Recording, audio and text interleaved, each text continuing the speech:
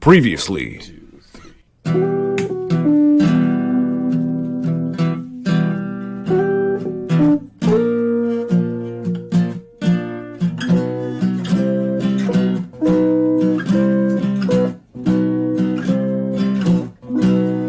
X-Rated, the X-Men Animated Review Show.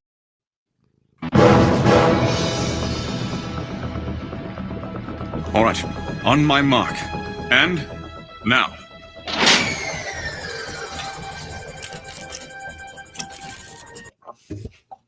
Hello, and welcome to X-Rated, the X-Men Animated Review Show. I'm placing you both in charge. Can I count on you?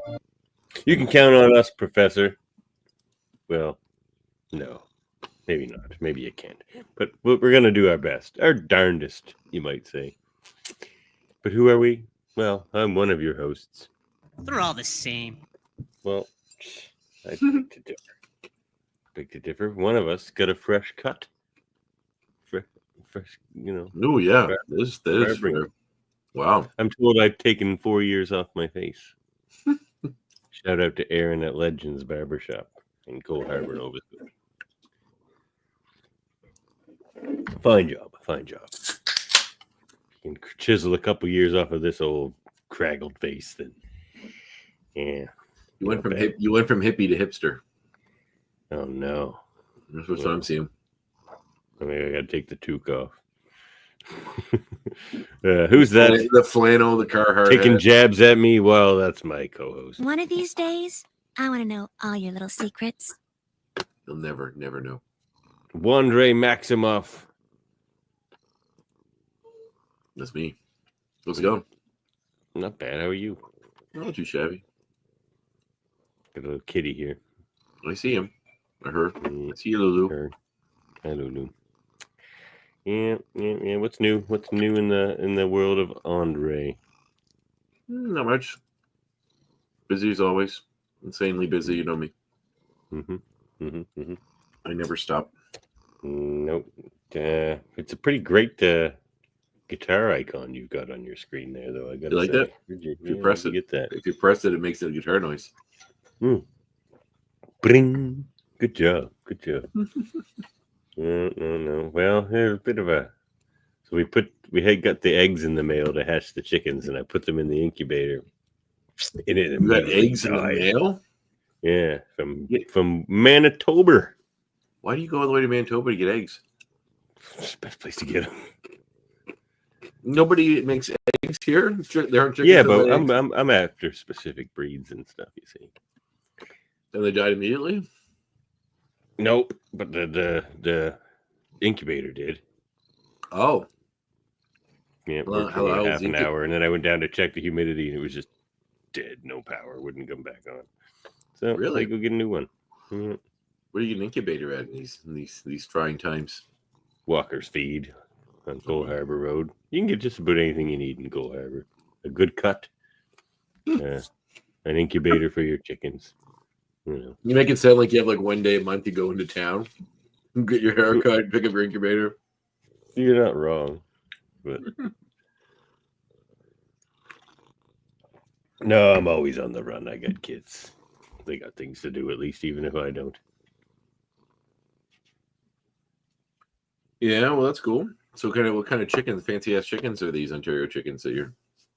Manitoba, I think. Manitoba chicken, sorry. And 4 of them are European stock.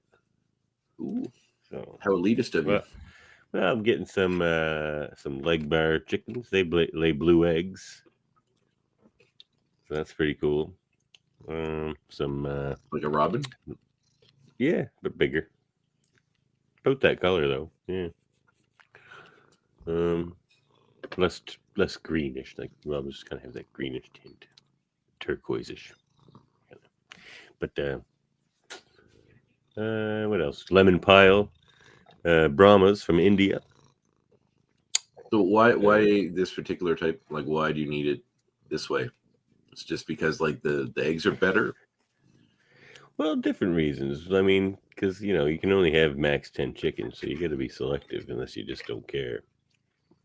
But they're all good layers. They're all supposed to be very friendly, so you can treat them like pets. The kids can play with them. Uh, You use them for meat as well? you can. I'm not gonna. I mean, I have use for chickens. Even when they slow down or stop laying, they can still eat the bugs in my garden and fertilize my gardens. So I'm not gonna turn them into meat birds. So I'll be too attached to them. Good. But, so yeah, the lemon pile Brahmas, they got fluffy legs and feet. They're pretty cute. Oh, cool. Uh, That sounds fun. Yeah, So the birds are international ones. The eggs are okay? And some Basques. Oh yeah, the eggs are delicious and all of them. No, but they're okay. Yeah. Like in their new home, their incubator. I hope so.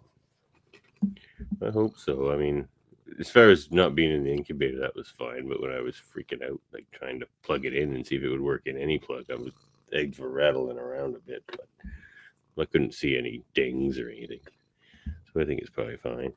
And then some Basques from Spain, and eventually some black Australorps from Australia. So we'll have 4 kinds of chicken eventually. Wow. Yeah, getting right into it. Why not? I'm the urban farmer, you know. I do know that. Yeah. So, Interesting. yeah. Should we get into this episode? Well, what are we even doing here? This is the X-Men animated review show, X-Rated Evolution. And we're here to talk about X-Men Evolution, Season 2, I should say, Episode 4, Fun and Games, written by Brian Swenlin and directed by friend of the show, Frank Poor. Cool, Frankie P. So, Frankie P. Yep, good guy, good fella. So, Arcade's Revenge. I mean, not really. No, it's not really. It's Revenge? What does he have revenge against? He's just a nerdy kid that likes video games. Yeah, pretty much. He didn't even know he was doing anything bad for most of it. Yeah, which is really convenient. Yeah, well, kind of. Oh, I should bring that up for you there. All right, there you go. All right. Well, we begin with Guy reading a magazine, and that's pretty much it. It's a good episode. End of episode. 10 out of 10. He reads the shit out of that magazine. Yeah, we just watched him read that magazine for 20 minutes. We discovered that the inside muscles and skeletal system of Juggernaut are not the colors of normal humans. We get some blue in there, some lighter blue. His heart is the right color, but his intestines are yellow. But it is green. His brain is some kind of mauve color. I'm not sure how this works, but a little Spinal Tap reference for you there. Oh, right, of course. A globula. But it is green. So it seems as though the equipment that's housing Juggernaut is failing, and everybody's getting a little upset about that.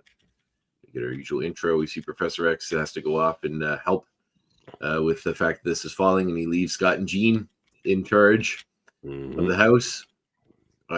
Big responsibility. That's right. He goes off and joins them. He has a feeling that actually they have to restart the system, and there'll be like a 20-second window where Juggernaut could awaken, but Professor X doesn't think that would happen. We may take his suggestion and go forward. How could that possibly happen? That's right. We see Jean over here, Scott getting familiar with Karen. Is that her name? What's her name? Look, I was not spying on you. Spying? Who said anything about? Yeah, Taryn Fujioka. That's right, Karen. Taryn Fujioka. Fujiko. I'm gonna make the window better. I didn't know that. I wasn't spying. I wasn't spying. I was just hanging around the corner, listening to every word you were saying. Being defensive about spying. That's right. So she wants him to take off his glasses to see his eyes, and he, of course, is not doing that. She doesn't understand why, because she doesn't know that he's a mutant. Jean overhears and says that she wasn't spying. Scott's like, who said anything but spying? And then he's thinking that maybe she's jealous, and she gets defensive and storms off, calling him an asshole, basically. We see that Kitty has destroyed multiple computers in her class. Probably She's the new Jubilee. Yeah, I was thinking the same thing. Most people can't program such complicated game protocols without crashing their computer. You, on the other hand, have managed to crash 3. I'm not sure if that's supposed to be a nod to her powers, like phasing through the equipment, or just the fact that she's really bad at computers. That's one of it. Could be read as either. But yeah, I was just assuming powers, but now that you mention it, yeah, it could just be a joke that she's bad at. Let me see. Weber Torque who refers to himself as Arcade, playing in a video game. In the course, we see Risty Wild, friend of Kitty's, convincing her that they should have some party some night when their parents aren't around. In no way a secret shapeshifter. Yeah, no way. That Davin telegraphed to us 4 episodes ago, letting us all know that everything she does in the show is because she's Mystique in disguise. Well, she lets it all fly in this one, so yeah, but it would have been better if I had. Yeah. Anyway, Kitty, of course, says that Professor X away from the school. Their parents essentially are away, and then they can all party. Of course, the kids are all into it, except Rogue reminds them that Scott and Jean are in charge, and they wouldn't let that happen, and then they have to come up with a plan to get those wet blankets away from their party time. Mm-hmm. We see Juggernaut's program. What are X-Men if not problem solvers, right? Right? Not wrong. Not wrong. My little German friend. Mm-hmm. Yep. Well, we see Juggernaut start to awaken, but the program does fix itself after rebooting, and he goes back into stasis. But Professor X... Good call, Professor. Nailed it. Professor X suspects that somebody tampered with this. It wasn't an accident. With the Sabotage. Saboteur. We see Duncan in a particular Muppet-like face dropping Jean off. I can't remember exactly how they got to this point. Do you remember why Scott was here waiting? Oh, that's right. So Jean is dropped off by Duncan to meet Scott. He's hanging out with his convertible at Mako Point, and turns as he does by himself regularly. Just hanging, just hoping to catch a glimpse of happy people enjoying themselves. He's such a sad sack. That's such a sad fucking sack. He can't show his girlfriend his eyes, and she won't sleep with him. It's a real ordeal. So anyway, Duncan drops her off, gives Scott an asshole grin as he drives away. So Scott and Jean. Duncan. Scott says that he was told Jean wanted to meet him here. Jean says she was told he wanted to meet her here. They both think the other one made up an excuse to get close to them because they're getting jealous about the fact that each of them are in other relationships, and they're both being defensive about it and angry. They get in the car to leave, but then we see Kurt teleport away with a piece of the car. So the car is broken and they can't continue on. She thinks it's an excuse that Scott, the car doesn't work, so they have to stay there together. Scott, of course, does not won't admit this because he didn't do that. Both of them have no idea what's really going on, and they both suspect the other one is trying to get closer to that out one. with the other. Exactly. We do see the big party going on at the house. Yeah, they got full sandwiches. I don't know what kind of parties these kids have when they're teenagers. My parties big were like in an abandoned cabin in the woods where you ate a bag of chips maybe and drank Olin's beer. These guys got full sandwiches and like you didn't live in a mansion. That's true. I also went to the woods. But oh shit. I didn't live in a mansion either. So we went to the woods and we had good times in those woods. Good times were had in the woods. Lots of flies. That'll bite you. So we see some of the other. I think we've crashed enough computers for one day. We see what a great face. Look at this face. They got like hoagies and shit. Anyway, we see it was a great face. Weber being Weber Torque. Tebber. I like Tebber. Tebber sounds like a Shakespearean name. So we see Weber being led by Misty around Risty. The Tebber monologue is one of the best. I want to call her Misty because Risty is such a stupid name. Her name is Risty. Risty. What would that be short for? Restilia? Like Ristopheles. What is she, a cat from Cats? Mr. Ristopheles. Short for Christy? No, it starts with an R. But they just call me Risty, not Christy. Because of my great wrist abilities. I don't know. It's ridiculous. Anyway, so she leads. She lets slip that she heard there's a giant supercomputer in the school. She inadvertently leads Weber there. I mean, not inadvertently, seemingly inadvertently, but obviously it's all part of her master plan. He's got a proper Bill Gates cut there. Oh yeah, this everything about this kid is supposed to be. Look at this nerd. The bowl cut, the glasses, the stupid outfit. He's got the watch with the little calculator on it. This is like European Casio. carry-all or whatever he's got. Right. Yes, he's also wearing there. a handbag. Oh, I guess it's supposed to be a handbag. But anyway, so he gets in. They find Cerebro. Meanwhile, they're getting ready to trek back because the car's not working. It's getting late. Weber manages to patch into Cerebro and turn it on, inadvertently starting the danger room protocols. Risty secretly sort of gets him to look up information about the characters, in quotes, that are within the system that are actually mutants. He thinks they're characters in a game, and this is one elaborate video game. No problem. I'll burn you a DVD. A DVD. Yeah, nothing says early 90s or 2000s or late 90s, early 2000s than this. Then Even the way he says DVD makes it sound like it's like the highest of modern technology at the time. You ever hear one of these DVDs, Risty? It would have been better if it was like a mini disc, like one of those, or a floppy. Yeah. The old floppy disk. Oh, So 4.5-inch floppy. Oh yeah, that says you nickname in high school. Hey, nothing wrong with a 4.5-inch floppy. That's a respectable size floppy. Especially if it's floppy, I mean, that's impressive. So anyway, Risty gets it's 4.5-inch floppy though, but it's 3.5-inch hard. I don't know how that happens. I don't know. Risty Technology was weird back in those days. That's right. One time when I was in school, it was like when I was taking graphic design class when I first moved to Truro.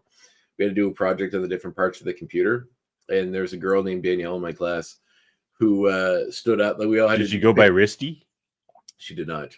Danny, actually. But she got up and she was my roommate for a little while, many years ago. But this is before that. So she stood up in front of the class and said, my project is on the hard disk drive. And then we all laughed so hard. And for about 20 minutes, she couldn't even do her thing. We're all laughing so hard. Like we just couldn't. She couldn't do her presentation. We were all laughing way too hard. Yeah. Poor Danielle. So anyway, he actually the Danger Room Protocol, thinking it's a video game. Scott and Jean get a ride back with I don't know who this guy is that's with them. He's taking the corners pretty hard. They mentioned seems to be driving a little erratically. Oh, you see, like I don't know who this random guy is either. Yeah, I know. It might be a tow truck driver, I'm guessing. I think that's what it's supposed to be. Yeah. So anyway, party's raging at the school. The X-Men get the notification of the Danger Room protocols, and someone's in Cerebro's room. Rogue tells them off, so they all suit up and head down, and then end up having to go through all the Danger Room stuff where Nightcrawler gets knocked out because Weber thinks it's all part of a game. He doesn't realize he's real people and that he's attacking. He just thinks they're characters. Mm-hmm. There's all this fun stuff. I think we've crashed enough computers for one day. Oh my god, what does that keep playing now? Did you have it the same thing on the music with a bunch of dead space between it? Probably. Continue. I'm going to eat my nut and just stare at you. Feel my head. Don't stare at me. Only does it make you uncomfortable if you eat nuts and stare at you? Yeah. They get back to school. They see there's a party and they realize they've been duped, and they apologize to each other for thinking the other was up to something that was, untoward. Mm-hmm. But then, just before they're about to go in, the place goes in severe lockdown because Weber had activated all these extra protocols while digging around the computer files, and of course, the outer defenses attack them as well. Risty will try to get away with her ill-gotten DVDs by a beam and knocked out, and then we reveal to our great surprise that she is in fact Mystique in disguise this whole time. Can't be. The party rages on. Scott and Jean were carrying their gear with them, I guess, in gear up. like they paint her like she's colored a darker blue than she used to be. I don't know if that's to show that she's still mutated or something or what, but She got powered up. Remember, she was a Magneto's machine. yeah, that's what I mean. Like I don't know. Her appearance did not look the way it looks now, but maybe they're trying but she's a shapeshifter. She can do what she wants. Fair enough. Well, isn't that her natural form, though? Yeah, but I don't know if that juiced up thing she came out of that chamber was. Well, she never looks like that again, so Yeah, maybe she didn't like being all muscly. maybe not. And scaly. Mm-hmm. Well, her costume got an upgrade. Her teeth got pointy. Her nose also got longer. All right. She So, can give herself a nose job whenever she wants. yeah, fair enough. So they managed to reunite with the rest of the X-Men, find out what's going on. Weber thinks this is all still part of the game. Keeps sending stuff after them. They managed to break in and get him out of the machine. Everybody has to leave the house, and they ate all the food. When the party's over, all the guests had eaten all the food, and Nightcrawler's upset. I love how like teens are either horny or hungry. That's all they seem to be in team-based television shows. Their emotions go from hungry to horny, and nothing. Fair. That's not super wrong. No, that's fair enough. But anyway, Weber thinks it was all part of a game, and then they're interrupted by Professor X, who we see as kind of wiped his mind of the events, making him think all he was doing was playing a video game. They apologize for letting things get out of hand, and Xavier says that he doesn't fully blame them because somebody else is doing something at work to get access to something in the school, and they don't know who. We, of course, do know who, as it is Mystique, who transforms back into Risty with her DVD. And remember those golden DVDs? Oh, I might DVD. Yes, I do. I might have a spool of those around here somewhere. Did you have a burner and just burn the shit out of everything back in those days? No, when I was a kid, I didn't really have a computer, so I had a friend that would do that for me. But when I finished my program in school, part of the program was we got to keep our computer afterwards. I certainly burned a few DVDs here and there, but at that point, CDs weren't really as big a thing. You know, it was like getting to be MP3 players, so it wasn't like I was burning off a lot of CDs. Although, you know, I had when I was in high school, I got one of those MP3 CD players, so that you could have like 150 songs on a CD instead of just like 20. Those are great. But a friend of mine burned me a bunch of those. He'd throw some comedy clips on there, like the Jerky Boys, or I have a Jerky Boys album on vinyl, by the way, in case you're jealous. It only came out a few years ago. It was like a re-release of the main one. But yeah, one of my favorite ones was he put one of those. Remember, like back then, probably the early 2000s, where people would like make the soundboards, and they would like the crank calls, where it'd be like the Arnold Schwarzenegger soundboard, where you click.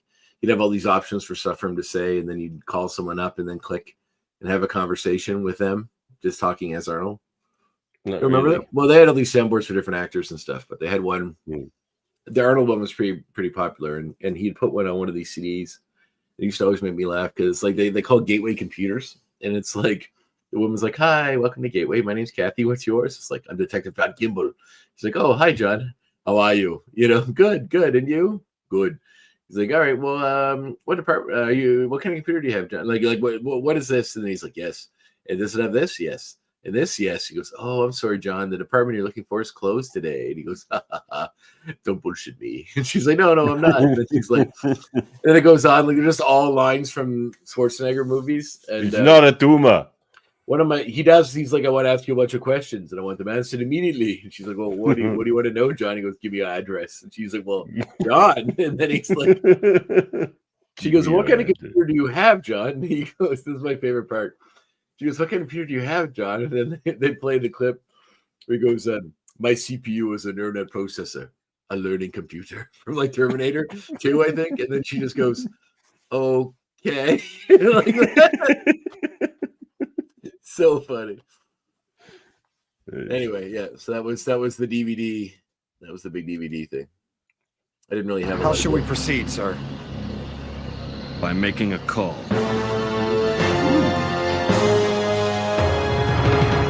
Very well, good placement of that, Davin. Very nice. I applaud that. Very nice. Well placed. Make a call, Andre. Make a call. Oh, it's a fine episode.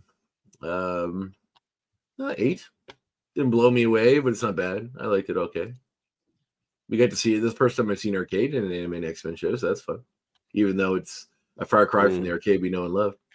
Yeah, maybe too far a cry. I might have to give it a 7. It's just this one was a little bit. I mean, I like the Gene and Scott stuff because they're really good I into did the world too, they won't actually. say stuff. So there's that. Yeah, that was pretty good.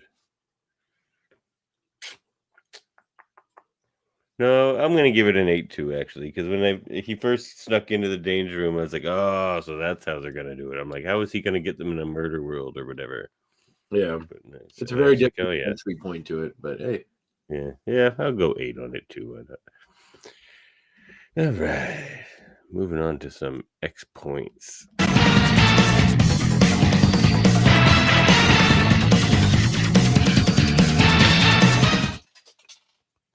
All right. All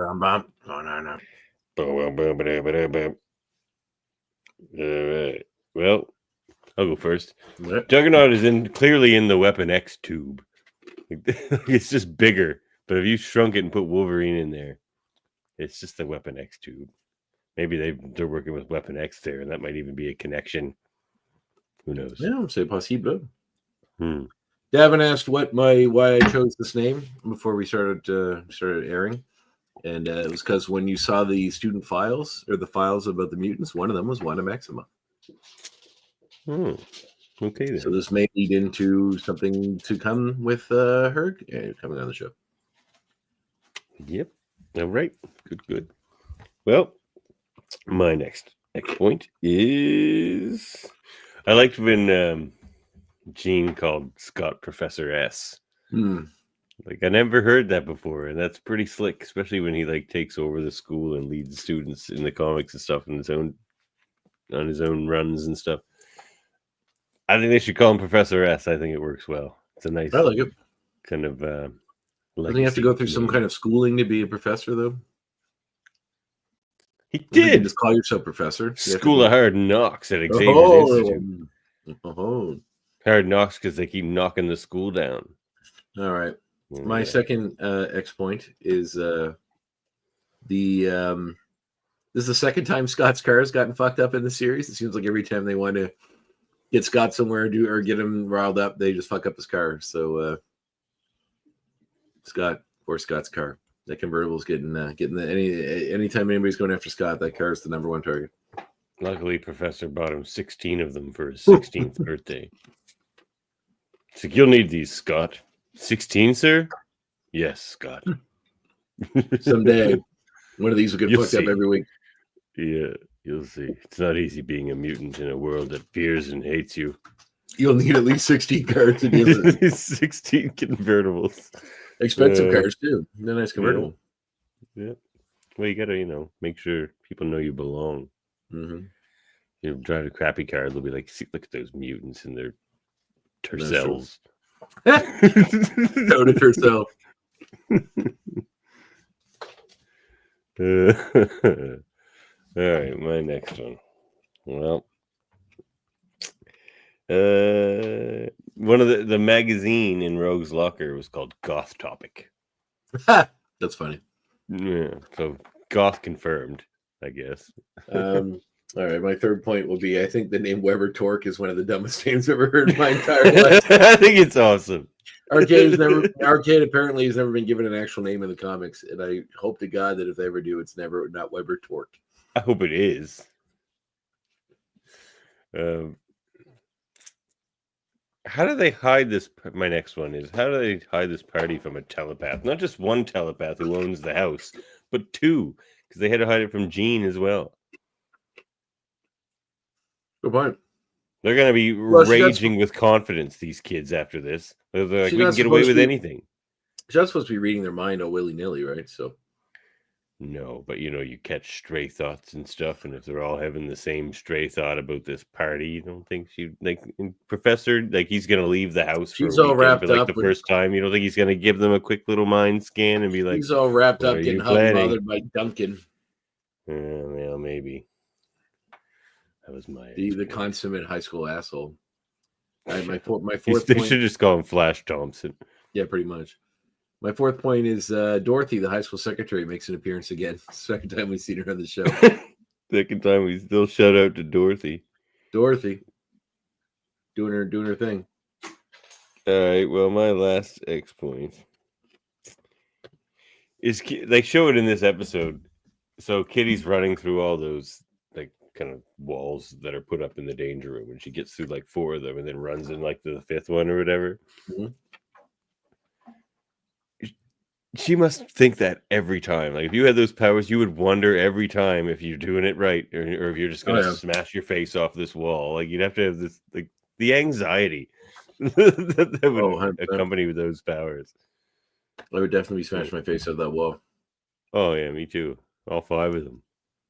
My final X point is I actually looked up who does the voice of Jean Grey, and I did not realize it is the voice of Black Arachnia from Beast Wars and Beast Machines, which is the voice that was all very close to me in my childhood. I watched the hell out of those shows.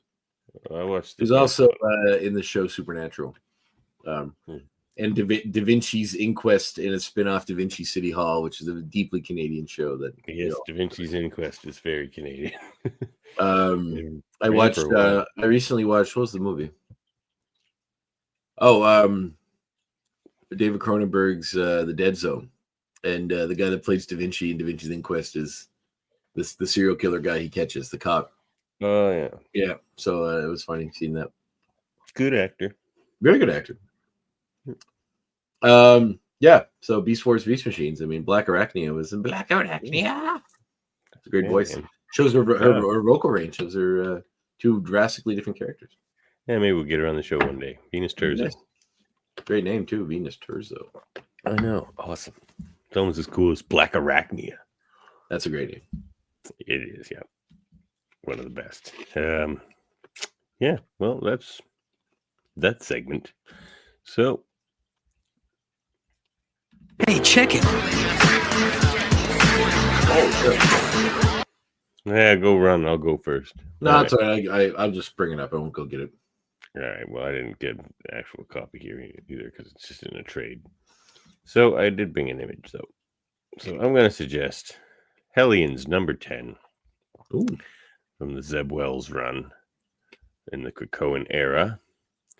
It's an arcade story, but it's just like more so it's just a really good Hellions issue, which is a good run. The Hellions team with John Greycrow and Havoc and Quanin and Wild Child. And who else is on that team? Nanny and Orphan Maker. It's a cool team. But yeah, it's just a good issue because Wild Child looks too much like Sabretooth. Every time I see him, I think it's Sabretooth. Well, he's supposed to look like a little version of Sabretooth. Like, remember in the Age of Apocalypse, he would just that's where he first showed up. Child around on a leash. Yeah. No, that's not where he first showed up. He first showed up in Alpha Flight comics long before then. Oh, really? Yeah. Pretty sure. But yeah, it's a good issue. He puts them in like basically has them battling their darkest kind of fears and dreams and that sort of shit. So it's very personal stories. Yeah, check it out. Hellions number 10, and check out that Hellions run in general. My suggestion will be 2 things. One is a graphic novel called Paying For It by Chester Brown, which is about getting prostitutes. And he's a Canadian cartoonist that wrote this book. Apparently, when he was a young man, he had brought Sookie-Young Lee. Sookie-Young Lee was his girlfriend and broke up with him. Then he decided he wasn't going to have relationships anymore. And then eventually turned to sex workers. And he writes this book. It's just a semi-autobiographical book about his time going to hookers. And they just made him, as Sookie-Young Lee actually just made a movie out of it, which came out last year. I haven't watched it yet, but the book is very interesting and goes into some interesting topics about the value and or moral arc of sex work. It's a complex and interesting book and deeply personal because it's very much based on this guy's book, which is really good. Check it out. When Sook-Yin breaks up with you, she really breaks up with you. I guess so. I mean, it sounds like he had some problems dating before. Like he wasn't the most social person. Chester Brown, did a lot of Canadian comics. The other book, just since we're talking about old Marvel stuff, although that's not very old, is that Hellion stuff, a new series? That was Krakoan era, so 3 years ago. I was went down a rabbit hole on the Marvel Unlimited app, so I wanted to reread the Darkhold comics from back in the day, and that led me to the Rise of the Midnight Sun series that kicked off that series. So I'm reading that. I had that stuff back in the day. I mean, the story is blah so far, but the art is gorgeous. So it is worth looking at for that. I mean, I don't know. I like anybody that remembers the era of stuff you watched when you were a kid. You obviously romanticize and it seems so cool. Like that Danny Ketch Ghost Rider was so cool. That old Johnny Blaze Ghost Rider was so cool. So well. Not really, but it's still great. As they introduced Vengeance, pretty not yet, but he's coming. Like the cop that becomes him is hanging around. Like, yeah, it's cool, man. It's fun. Doctor Strange is kind of secretly behind everything right now. It's interesting. He's a schemer. Ooh, I didn't say fun. But I like movies, which is fine. Big news on the movie front, Andre. What is it? Hold Up is coming back. Is it? Yeah, in March. Oh, that's good. Don't worry, we know you've been exhausted by podcasts recently. You're bumped to Halloween. Oh, am I? Are we still doing? You already watched all the movies, so you just do. have to remember them for a year. Well, I wasn't going to rewatch Fido, but I probably will if it's going to be Halloween. Yeah. Yeah, sounds good. That's awesome. Yeah. The movie was coming back with Canada themed. I picked Canadian movies, or that have about Canada, whatever. It's kind of loose. Jessica Chan picked Strange Brew. I picked Canadian Bacon, and Murphy picked what's it called? I like movies. It's called, and that's fine. That's fine. All right, I'm gonna pick a movie I just watched on the weekend. So Osgood Perkins, who is the son of Anthony Perkins from Psycho, is the director. He's an actor as well. He's acted in a few things, most notably Legally Blonde. I believe he was her boyfriend in the first one. I never watched it, but he's turned into being a really cool director. 1 second. Yep, don't die. I'll even mute the mic. Give her hell. Give her hell. He turned into a really cool director who directed the movie Long Legs that came out last year. Oh, the one with Nick Cage? Yeah, briefly. I haven't seen that. I really like it. It's diversive, but I really like it. But anyway, he's very prolific. And he put out another movie this year, which is based on a Stephen King story called The Monkey. And it has a connection to X-Men because the star of it is Theo James, the voice of Bastion from X-Men 97. It wasn't that short story about the monkey with the cling, cling, cling, cling. That's what it's based on. That's my favorite Stephen King book. Really? And probably my favorite story from that book. Yeah. Well, it's from Skeleton Crew, the book of short stories. Yeah, I read it many years ago as well. I don't remember how close the movie is to the story, but the movie is about a monkey that when it's around and in fact they changed it in the movie. It's a monkey with a drum. Because apparently the monkey with the cymbals was in like Toy Story 3 and Disney has like a right thing on it or something. So anyway, but anyway, the monkey when the key is turned will kill someone randomly in some horrific way around the area where the key is turned. And it's about these twin brothers that get you swallow a June bug? No, it's not. But anyway, they yeah, I know. June bug. Yes, Davin. You think you would have seen me eat a June bug? I was here the whole time. They're quick. It's also not June, it's winter. Flew right in there. Yeah. All right. Note to self, don't eat on the show anymore. So anyway, yeah, these twin brothers who find it as kids and then, grow up realizing what this thing does. And the whole thing is a beautiful allegory about death and how it's so random and chaotic and unfair, and that the only way to sort of combat it is to kind of live your life in as happy a way as you can. And it's a ridiculous movie. Like, it's really goofy. It's a black comedy. The way people die is insane in some of the instances, but hilarious. And I laughed a lot. Jenna, my wife, and I went and saw it in the theater, and we laughed a lot. Now, is it?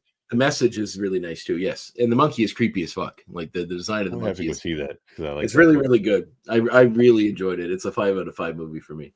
Oh, And wow. maybe it's just because the theme of it. I I think still it'd haven't be good. seen Captain America either, so I got to get to the theater. Oh, you're gonna go see that too? Gee, what? Oh, we're supposed to talk about it this week. Let's talk about it next week. Well, I'm gonna tell you, I'm gonna ruin it. I'm gonna ruin it for you. You had a week and you didn't do it. I know. All right, so Storm it shows up drives- at the end. I'm kidding, no. That'd be amazing though. Yeah, it would be. Maybe in Black Panther 4 or 3 or whatever it is. 3.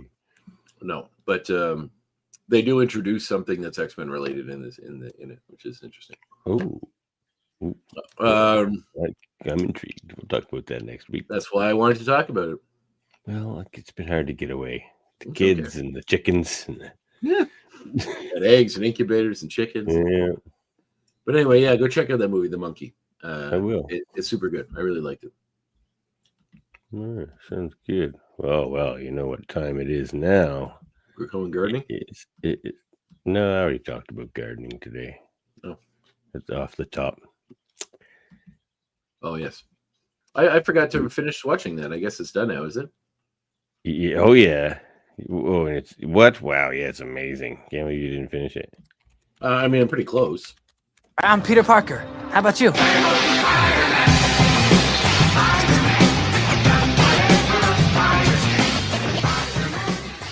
That theme song is very catchy. That theme song is very catchy. Yeah, it is great. I listen to it all the time. Yeah, I put it on my playlist. Here we go. There we go. There we go. There we go again. We're on episode 3 now, right? What we're talking about? 4. Oh, 4? Yeah, because it's Right. So this one starts with the Civil War. The Civil War that happened in the regular Marvel universe is now happening in this one. yeah. And yeah, we get all the Scorpion stuff and all that stuff. Yeah, like this suit. Yeah, the Future You Foundation got the suit. Hornet. That was the third one when he's wearing all those, wasn't it? Was that the third episode? Yeah. Okay. I'm pretty sure we didn't talk about the third one. This one he's wearing all those outfits from Identity Crisis. Didn't we? I thought it was in line with the season 2 episodes. Oh no, yeah, we did talk about. Yeah, we did talk about. Yeah. We did get Tarantula and Speed Demon in the last one, that's right? Yeah. This one we get more Dr. Octopus. Yeah, he's really great in Best this. He Doc looks Ock awesome. ever put to screen. He's ever put to screen. He looks the closest to the original. He doesn't have a weird accent like he did in the '90s one, but I still like. I think he's really fun. He's got a sense of humor, which I like. Oh, he's a great sense of humor when he's like dancing out of the place and like, oh, it's so good. We see And, Neil and he has the right hubris. Like he's got the right Yeah. Doc Ock thing. Doc Ock Well- just thinks he's smarter than everybody, and like riches and fame and everything should be just thrown at him because of his genius. Yeah. But he doesn't use his genius to cure cancer or anything. He just wants to build stupid robot arms and be like, everyone tell him he's awesome. Yeah, Yeah, Doc Ock's great. yeah. I really like him in the series, and he makes a unicorn, one of the Yeah. Russian. So yeah, it's really These nice. guys. Yeah, who is? If you look here, you can't see my mouse, but Yeah. the Rhino driving, Yeah. the chameleon in the passenger seat, the Yeah. unicorn in the back. I'm not sure who the girl is. That hair looks very Looks like familiar. she looks like Songbird. Yeah, or Screaming Mimi, maybe is that her name? Same character. Right. Yeah, I think that it looks like Screaming Mimi or Songbird for sure. Yeah, when she was Screaming Mimi, she had white hair, right? Yeah. Kind of like clown makeup. Yeah. Hmm. Fair But to Songbird say. had like the long hair. Yeah, I don't know. But anyway, she looks like someone else, but maybe it's supposed to be Songbird. Guess we'll see. Is Songbird Russian? No, but like Unicorn wasn't anything like this character. Oh, I don't. My knowledge of Unicorn is not super deep. Well, Unicorn was a dude Right. and not Russian that I recall. Maybe. Not like I ever heard the voice. It was only know Unicorn from comic books. And Yeah, so Unicorn. I'm behind on 2 episodes. I got to watch 9 and 10. Oh man, the end. So good. So good. You didn't get to see the episodes where he's in proper Spidey suit. Yeah, I see he gets it at the end of the number 8. Oh yeah, man. Oh, it's so good. Catch up. We'll talk about them all. But yeah, webheads. So this episode with I thought it was pretty fantastic with the unicorn gang fight and everything. And even had some heart to it there with like Rhino, like didn't want to see like I like Rhino in this. excess violence. You know, he didn't really have. I like how Doctor Dr. Octopus is sort of setting everybody up. Yeah. And giving them their powers in their different ways. And then we had a big showdown here, yeah, between the 110 and the Scorpions. This is where Tombstone gets the name. They call Lonnie Lincoln Tombstone. Yeah. Damn Tombstone. I'm sure we're going to see him. Maybe not this season. Maybe we'll go through some kind of an upgrade from Dr. Octopus and get the pale skin. Maybe the whisper voice. Catch up on the episodes. Okay, it's probably the next one then. Yeah, it must be the next episode then. All right. It reminded me of I did this episode of this show that's in our little United Federation here called Hey, did you see this with that one? This one? Hey, did you see this one? This one. And we talked about the Live and Let Die, the first Roger Moore James Bond movie, one with Baron Samedi and all that. And there's a villain in it called Whispers, and it made me think of Tombstone. He's always supposed to whisper. I don't know if they're going to do that on the show, but he was like, his voice is always low. Yeah, well, we'll see where that goes. I mean, they have to do another season. Oh, I think. Oh, yeah, so much. I think I really like the upgrade they gave Scorpion. He's actually a formidable, a really formidable villain in this. And he basically would have killed Spider-Man if not for the intervention of the Goblin Glider, which is funny too to see how they did that. Which was a great scene. I also love that they include Norman gives him the phrase, "With great power comes great respect." Yeah. Yeah. Instead of that, Spider-Man obviously will turn to be his own later. Yeah, exactly. But I liked when the Goblin Glider showed up and you just hear it cackling like a goblin too. It's like, it's like, yeah. But yeah, should we rate this episode of? They're all 10s. The neighborhood. They're all 10s. They're all 10s. They're all 10s. This is a great series. Give us more. Yeah, I mean, I like the way it opens up the world a bit too. Like you get Daredevil and Doctor Strange and all these Russian characters and Doc Ock and like I like this Oscorp angle. I like this as a fresh start for Spider-Man. I like this. Yeah, it makes me more interested in seeing more of this and not as interested in seeing the Spider-Man 98, but I still would like to see it. So maybe we'll get it someday. There's room for both. Probably not at the same time. Yeah. But who knows? They are rumoring. So show's really, really good. Yeah. Everybody check it out for sure. All right. Well, what else? Anything? Should we just get out of here and call an early show? Or do that. Maybe we should no, you know what? Let's play a game we haven't played in a while. How about that? Oh God.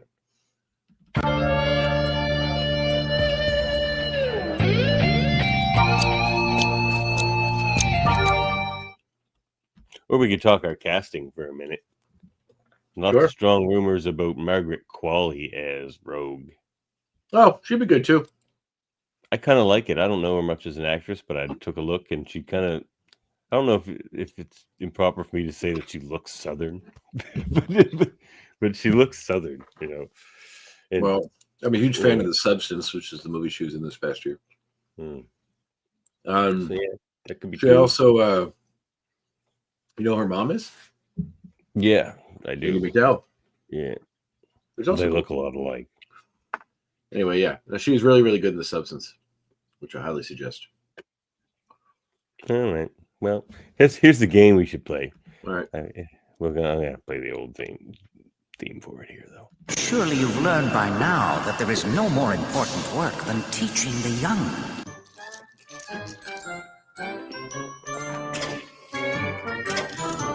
What do you mean? We're gonna make a mutant. Oh yeah, we haven't done this one in a while. No. So this is where we each pick a physical trait and a power, and then name this character. So character will have 2 powers and 2 physical traits. And I'm going to start with the physical trait. And it's going to be like kind of Doc Samson kind of thing, but it's going to be their beard. This person's physical strength is tied directly into the length of their beard. Interesting. I like that. Does the beard do anything? Like, is it like Medusa hair? Once it gets long enough, maybe, or maybe, you know, the person can like telekinetically control the oils or something. Purple skin. Purple skin and a long beard. I like it. Maybe the beard can be white, so it look really different. All right, hit me with a power. Well, the beard power is. Mine's kind of both already. Yeah. Yeah. You need another power. I was going to say all his hair is controllable like Medusa. So like his long pubic hair and like he has long hair. So he can control his own strength because he can just make his beard longer by like thought. No, but it says as the hair gets longer, he can use it to move around. Do so. Okay. This is like Beard Medusa. What should we call Beard Medusa Samson here? Beardo. Beard. Perfect. And that was another edition of That was the quickest we've ever gotten through making a mutant. That guy was like. It's been a long time since we've done it. I'm sure I probably might have said purple skin before, so maybe. Yeah, you say it every time. Do I? You never think of purple skin. Become predictable. Well, it's all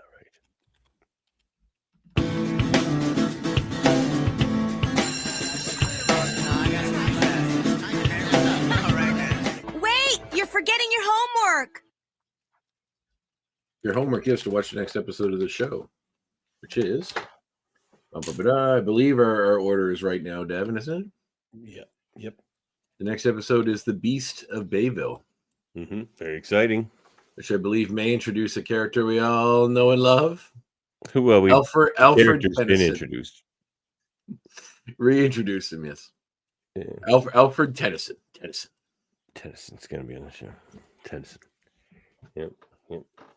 Yeah, it looks like we get a bunch of Beast backstory. We get Storm back.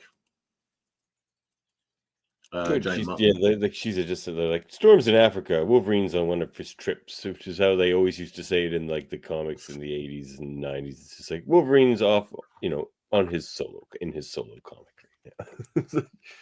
You always have to like find a way to have him, because they're always far away. His solo comics are always far away from everybody else. Yeah, it's like, how can he be everywhere? Because he's especially like in the. Like, there's a period. There's a period now. Wolverine's like every mutant team. It's like in the Avengers. He's on the X-Men. He's not now. He isn't. Wow. Now he's just on one team, Rogue's team. But like back in the '90s, Oh, he was on. He was in every book, every team.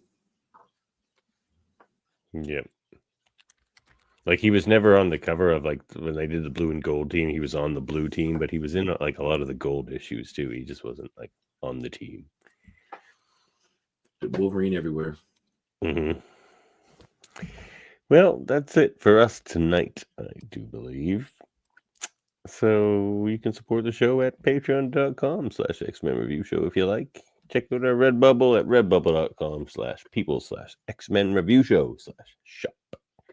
You can contact us at xmenreviewshow@gmail.com or hit us up on Facebook, though I'm going to have to start focusing less on Facebook and more on the YouTubes. So I'm probably try to kick up a bit of the community side of the YouTube more than I have. So, if you're on our Facebook, I'll still be there, but go follow us on YouTube as well. Is this for political reasons or just because YouTube's got a better thing for? Facebook's going to start deleting videos after 30 days. So you can't even go there to see our stuff really anymore. So, oh, really? Yeah. I did not see that. Yeah. So. And you can still catch our regular chit chat and everything on Facebook and stuff, but it's not going to be a good place to go see or check out our back catalog or anything anymore. So, wow. Yeah. Check us out on the YouTubes for the back catalog. Maybe we'll try to move a bit of the chit chatter over there too. See how that goes. Well, when this airs, it airs over there too, right? Yeah. Yeah. But like all the posts and stuff I make on Facebook, they don't go over there. So I No. try to find a way to link that up, or just I'll start posting on YouTube as well. But yeah, find our audio only version wherever you get your podcast, and please like, review, subscribe to us wherever on YouTube. And follow us on YouTube, Facebook, and Twitch. YouTube. Try